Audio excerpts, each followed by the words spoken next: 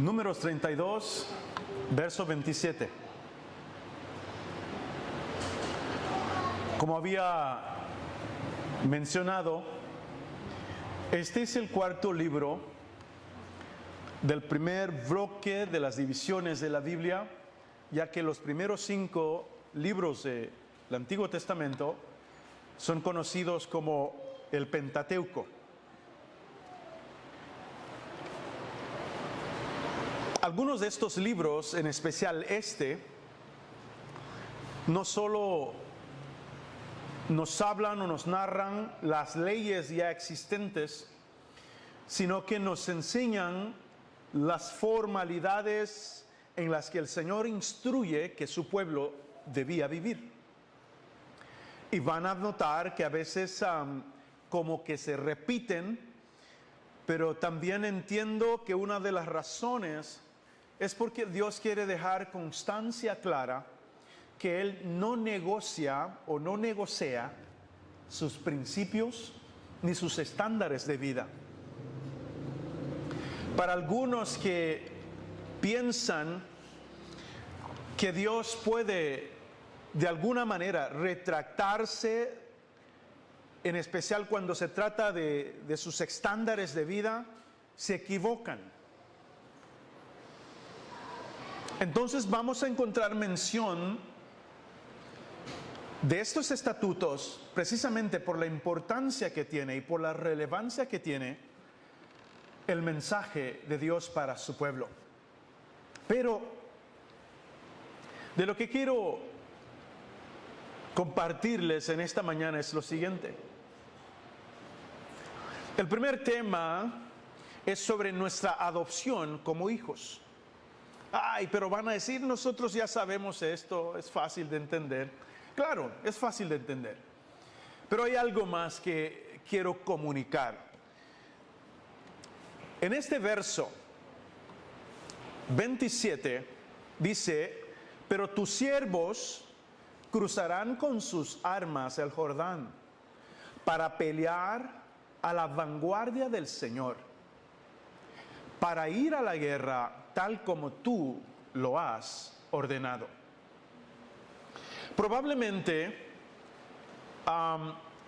no tenga mucho tiempo como para darles el contexto de lo que aquí está ocurriendo, pero esta tarea se las voy a dar a ustedes.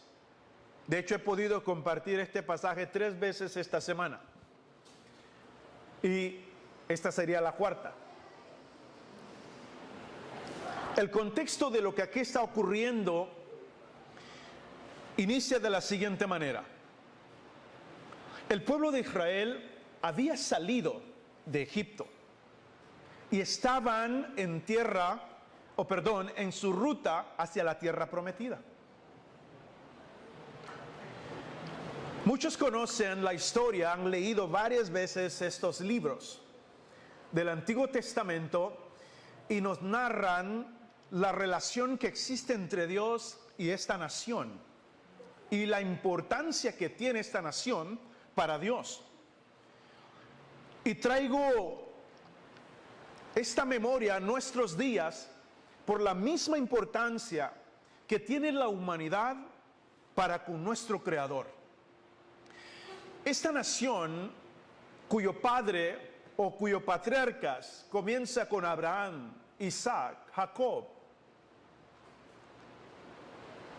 nos recuerda que Dios puso sus ojos en la humanidad, así como la puso en Abraham, y creó a partir de él una nación para sus propósitos.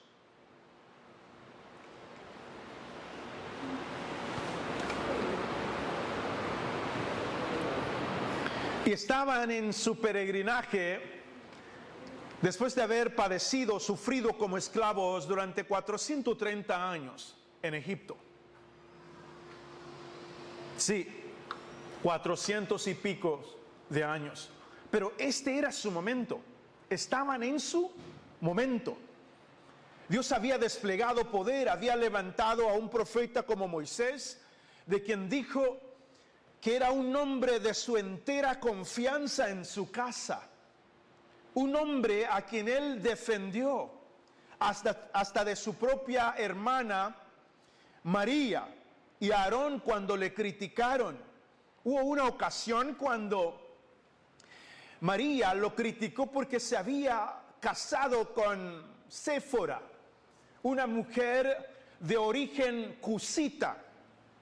Y le comentaba a mi esposa hace un par de días, no quiero pensar que la hermana de Moisés era una racista, pero me imagino cositas. Aquí hablar de los cusitas no nos debemos referir rápidamente a pensar en una persona ajena a la fe de los judíos. Deben entender que aquí hay algo más, aquí hay algo más. Esta mujer cusita tiene mucha relación con el tercer hijo de Noé, que precisamente es el linaje que ellos traen, y era obviamente ajena a la nación judía, pero también de hombres y mujeres que de alguna u otra manera temían al Señor. Moisés fue atendido con bien, y luego su hermana le criticó por haberse casado con una mujer de esa raza. Y Dios le dijo tanto a Aarón como a ella, cuidado mujer, cuidado, porque aquellos a quienes yo escojo como profetas, yo me manifiesto a ellos, yo les hablo a ellos en visión, pero con Moisés es un hombre de mi entera confianza. No hablo con él como hablo con los demás profetas. Cito esto como referencia para hablarles sobre el despliegue de poder que el Señor utilizó o optó para librar a su pueblo. No envió a cualquiera, envió a un hombre de confianza, de su entera confianza, para llevar a cabo esta misión de guiar al pueblo desde la esclavitud hacia la libertad. Ahora, noten lo siguiente. Aquí Moisés está frente a las tribus de Israel, conformada por 12 tribus, pero estaba frente a la tribu de Dan y Rubén. Estos, llegando a la tierra de Galaad, como eran hombres que se dedicaban a la cría de ganados, eran muy ricos y muy expertos, me imagino, en la cría de ganados. Entonces vieron que la zona era fructífera, era idónea para la cría de animales. Se acercan a Moisés para solicitarle el permiso como para que los dejaran a edificar sus hogares en esta zona. Pero aquí hay algo. La petición no está mal, pero ellos salieron de Egipto con un propósito especial. El propósito era ¿qué? Llegar a la tierra prometida. Y no estaba contemplado en el plan de Dios que alguna de las tribus se quedaran a medio camino, porque la promesa había sido hecha para Abraham y su descendencia. Y aquí habían 12 tribus, y las 12 tribus debían heredar la tierra que Dios le había prometido a su padre. Pero ahora estaban en medio camino, antes de cruzar el Jordán, y estas 2 tribus hacen una petición que enfurece un poco a Moisés. Pero la razón por la cual Moisés se ve frustrado no es nada más y nada menos porque esta petición va en contra de los designios de Dios. ¿No lo han hecho a veces ustedes? ¿O no nos hemos equivocado en esto? ¿No se les ha ocurrido que a veces queremos hacer algo, quieren hacer algo y dicen, lo voy a hacer y luego voy a pedir que Dios venga y bendiga lo que yo voy a hacer? ¿Cuántos de nosotros hemos pensado en un negocio o en un emprendimiento, pero en lugar de buscar el rostro del Señor para el emprendimiento, primero ponemos el emprendimiento y luego decimos, hermanos, vengan y ungen mi negocio? No es que está mal, pero el orden debería ser primero buscar ¿qué? el reino de los cielos y esperar la confirmación del Señor en cada paso. ¿No es así? Pero a veces tendemos a hacer las cosas al revés, como para forzar la voluntad del Señor. Y Moisés estaba frustrado porque Dios había cargado su ira en contra del pueblo varias veces por situaciones como esta. Yo estoy hablando del contexto, no quiero tomar mucho tiempo, pero ese es el contexto. Y Moisés les responde, miren, ¿ustedes quieren una vez más que Dios se enfurezca y se enoje con este pueblo y descargue su furia sobre esta nación por causa de ustedes? Y les hace una rememoranza nuevamente de los errores cometidos por varios de sus antepasados. Sí, uno de ellos es Coré. Coré armó a un buen grupo, y estoy hablando de personas que eran líderes dentro de la comunidad. Estos se armaron de valor, también se fueron en contra de Moisés y le dijeron, yo no entiendo quién los escogió a ustedes. ¿Ustedes piensan que solamente a Dios, solamente a ustedes les va a hablar Dios? También a nosotros nos va a hablar. A mí me da miedo cuando escucho a personas hablar de los que les sirven al Señor. Quizás hoy ya no cae rayo del cielo como en aquel entonces, pero la palabra del Señor nos deja principios claves, como la importancia de respetar a nuestras autoridades, a nuestros líderes, a nuestros pastores. Menciono líderes, pastores, todo ahí. Líder sin importar quién sea, si es líder de barrer, si es líder de lo que sea, pero un líder es un líder en lo que él hace. Lo hace porque Dios lo escogió para hacer aquello. Y ningún trabajo en la obra del Señor es insignificante. Todo tiene un valor. Entonces, todas aquellas personas colocadas en posición de autoridad tienen el respaldo del Señor. Eso lo aprendemos también de aquí. Estos hombres se rebelaron en contra de Moisés y Aarón y le dijeron, no, a nosotros también Dios nos puede hablar. ¿Y saben qué pasó? Moisés convocó a que edificaran altar y ahí se comprobara a quién Dios había escogido. Y ustedes ya conocen el final. Hubo un desenlace fatal. Dios se enfureció y no solamente cargó en contra de esto, sino en contra del pueblo. Porque cuando hablamos de maldad, la maldad está ligada al corazón del hombre, de tal forma que a veces nosotros como comunidad murmuramos, pero solo unos dos pelones se atreven a levantar la voz. ¿No es así? A veces todos estamos inconformes con algo, pero no somos tan sinceros y solo dejamos que unos dos se levanten y sean los voceros. Pero Dios conoce qué es lo que está pasando entre el pueblo, porque Él nos conoce muy bien, conoce nuestros corazones. La palabra no está en nuestra boca y Él sabe qué es lo que le vamos a decir. ¿Entienden, mis hermanos? Entonces, esta era una de las veces.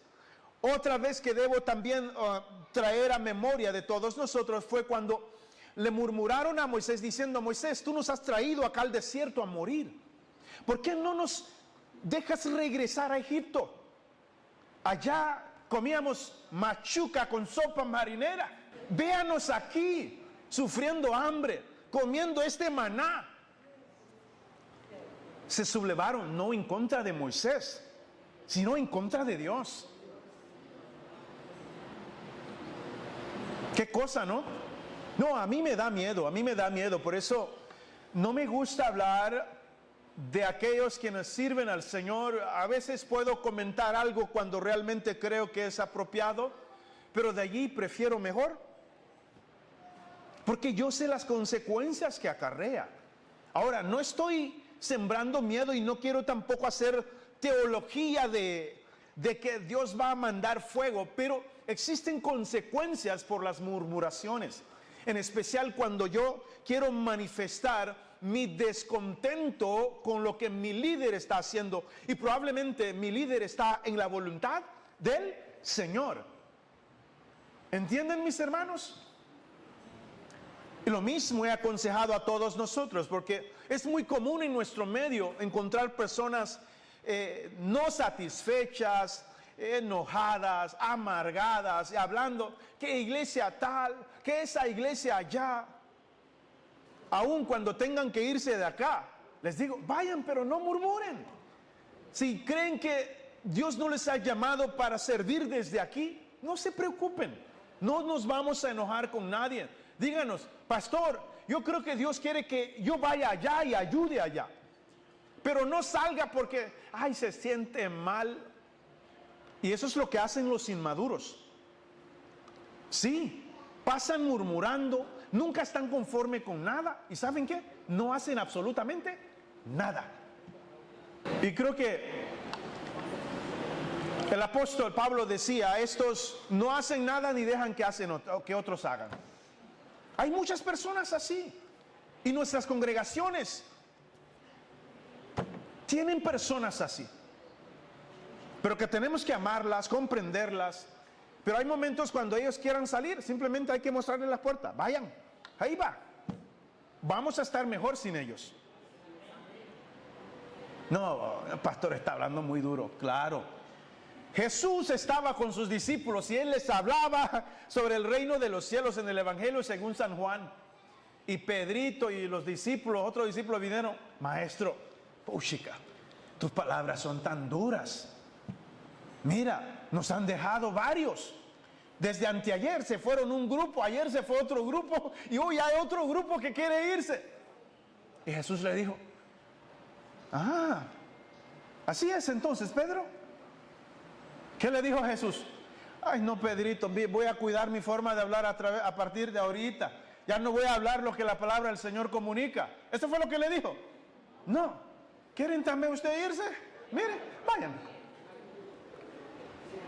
Sí, y es un problema cuando hablamos partiendo desde la convicción en la palabra de Dios. A veces puede ser chocante, porque pareciera que no amamos a las personas. No se trata de no amar, precisamente es por amarles. Con el pecado no se juega, no se juega. Si las trompetas suenan hoy y usted se encuentra en el pecado, usted va al infierno. No hay ningún cielo que esté preparado para la inmundicia o para el pecado. La primera carta del apóstol Pablo a Corinto, en capítulo 15, dice, nada incorruptible va a entrar al cielo, porque eso corruptible se va a vestir de lo incorruptible para poder entrar a los cielos. ¿Por qué entonces aconsejaría el apóstol Pablo de limpiar continuamente nuestra ropa, de lavar nuestra ropa en la sangre del Cordero y con las aguas de la palabra de Dios? Porque es la palabra de Dios la que nos va a guiar a toda verdad y la que nos va a preparar para encontrarnos con el Señor.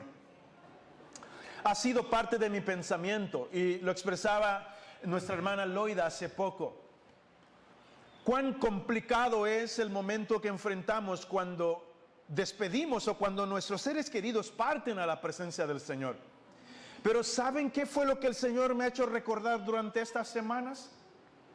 Que ningún hijo de Él va para allá sin estar preparado. ¿Qué cosa, no? Pero ¿saben qué pensaba también? Señor, ¿será que yo todavía estoy sucio? Porque por ratos, como decía el hermano Paco, por ratos me veo en la última y luego resucito.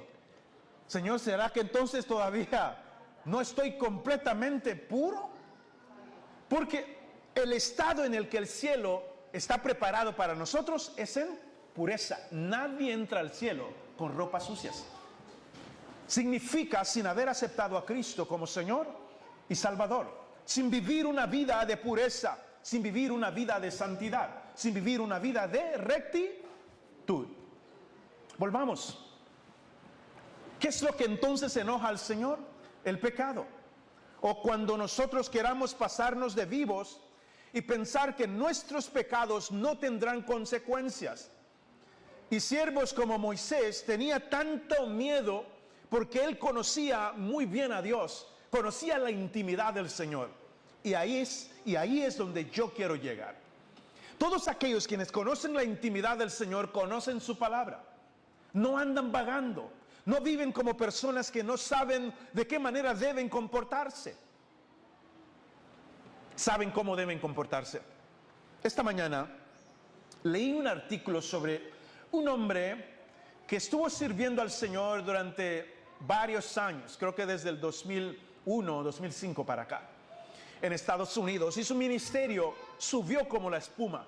Se volvió un hombre muy popular y reconocido también como escritor y un teólogo, y aconsejaba a muchos durante la semana. Su impacto ministerial fue enorme. Pero ¿saben qué?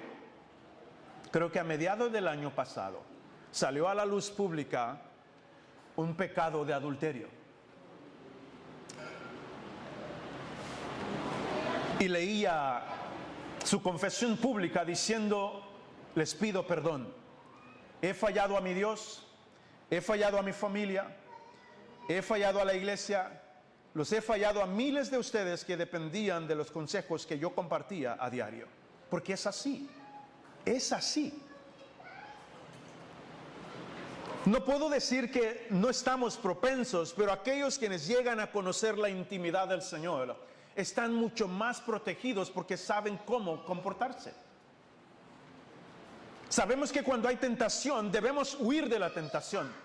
Le digo a mi amada esposa: podré no cumplir muchos de los sueños que para mí debía cumplir.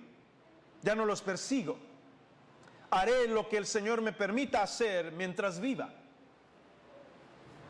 Y haré lo que para Él es importante. Pero si hay algo muy importante para mí, es mantenerme firme con mi Señor. Es complicado y difícil cuando nuestra carrera, no me refiero a pastoreo, apostolado, no, nuestra carrera como hijos de Dios, como discípulos de Cristo, es terrible, y en especial es peor cuando estamos en posición de liderazgo, cuando pecados como estos, que no solo te arrastran a ti, sino que arrastran a todo. El hombre fue cortado de su ministerio, contratos me imagino que había con editoriales, todo quedó en la basura. Cuesta levantar un testimonio. Aunque la persona se arrepienta, pero saben que las cosas no volverán a ser jamás igual. ¿Entendemos? Ahora, ¿ven por qué Moisés estaba preocupado? Porque aquellos quienes entienden la interioridad del Señor, aquellos quienes tienen una relación íntima con Dios, entienden su temor, entienden su voluntad y no buscan hacer otra cosa más que la voluntad del Señor. Y termino diciendo: